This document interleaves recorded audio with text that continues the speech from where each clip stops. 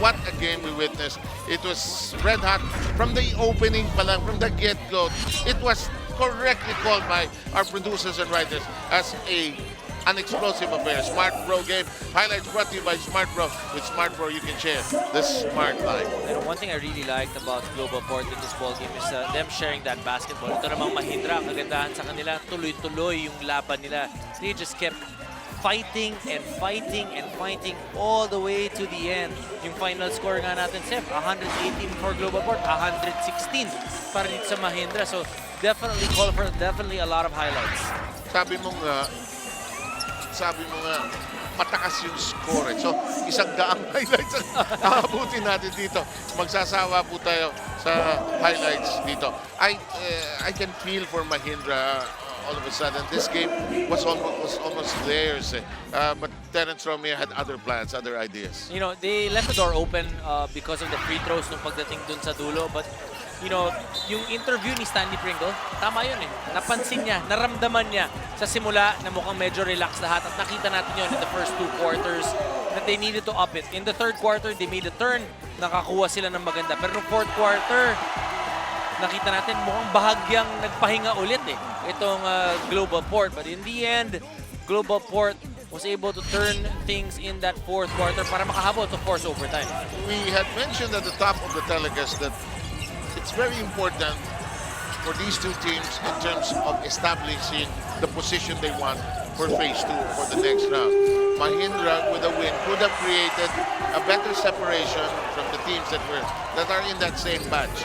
I'm sure Dr. J and Magu are going to talk about it later as well because the team standings so tumultuous, going in a variety of directions. And all the way to the end, up to December 20, mukhang may bearing yung ating mga laro. Yun ang kagandahan ng ating liga. You know, it's very well balanced now. I mean, that's a really good thing for the league. At ano, you know, again, with how both these teams played, at any given time, at any given moment, wala kang pwedeng ismolin na team, whether it's an expansion team or a strong team. You have to be able to prepare very well. You know, if Mahindra would look at the reason why they could not carve out the win as easily, they just probably have to look 15 feet away. Those free throws.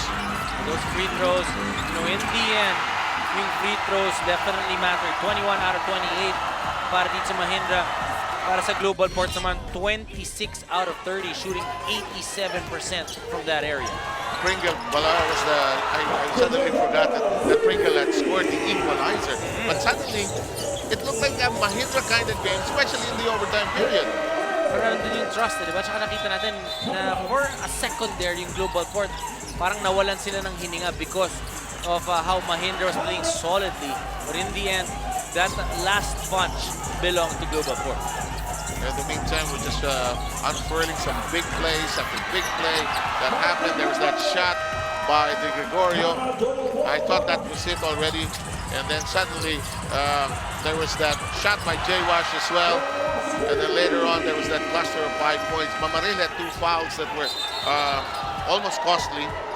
And some free throws became problematic. Nung crucial, di ba? The big guys of Mahindra missing free throws in the end that could have won it for them.